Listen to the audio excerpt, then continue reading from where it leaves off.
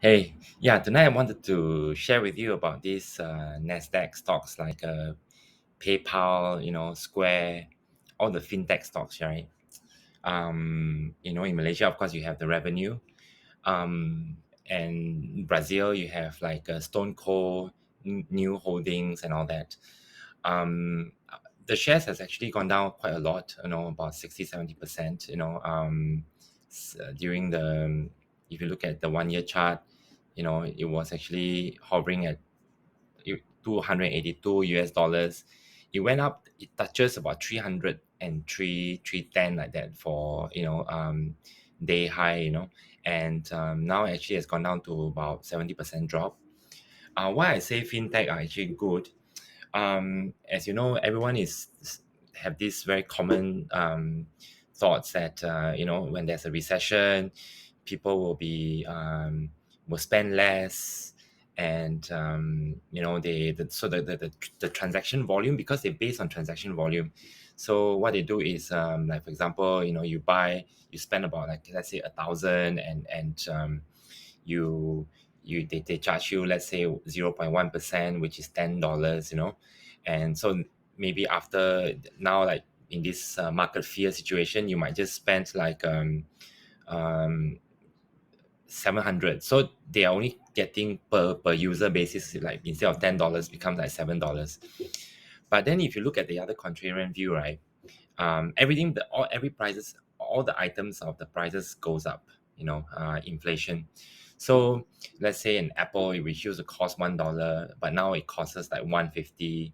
So, and you're still using PayPal to pay, so their transaction uh, commission is still the same.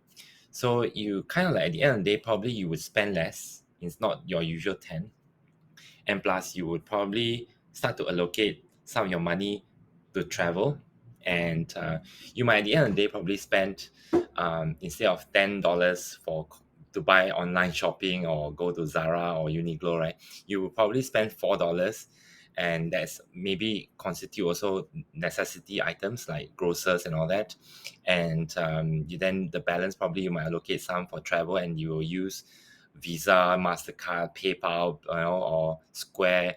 You will use those fintech processing company as well. Could be credit card, could be e-wallet, and at the same time, all these prices are inflated. So, so they actually earn more from you. Even though you buy the same Apple, they actually earn more from you. So the general notion that the stocks of fintech will drop because people will spend less, I don't agree.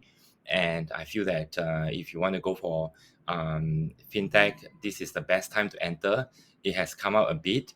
I just show you PayPal makes money via transaction fees, subscription offered to business accounts, the sale of card readers, business loan. So these are the other things as well. But let's talk about transaction fees here. So interest on cash. Of course, they are also doing those buy now, pay later as well, which is, I think you see that in some of the apps already, like Grab and all that, which they will earn from you like 0.1%. This is something like additional money for them, um, which I think in a recessionary environment, the likelihood for you to opt for all this buy now pay later in 4 installments, right, is also additional revenue for them. So StoneCo, I just show you, this company is a very good company. It's based in Brazil. Brazil, as you know now, with China, Europe as one, and US. Brazil probably would be, you can either pick Indonesia or Brazil. These two are probably the next big thing that's going to happen. Looks like India is not catching up to be the number four. So this is one company that has quite good fundamental. If you look at the people behind it, um, it's one of the few company, one tech stock Warren Buffett and Cathie Woods have in common. These two, of course, is StoneCo. I'll put the link below. Um, it has gone down a lot as well, and it's a great time to enter. I don't see the downside risk very much. The upside risk is can be very, very rewarding. It's a financial technology solutions company as well, end to end. Again, conduct electronic commerce, take transaction fees as well. So so basically, I feel generally speaking, fintech companies are great. Will be great.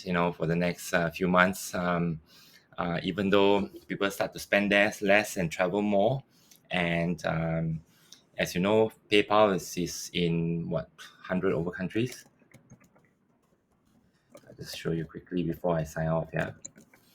Um, PayPal is in 200 over regions and support 25 currencies.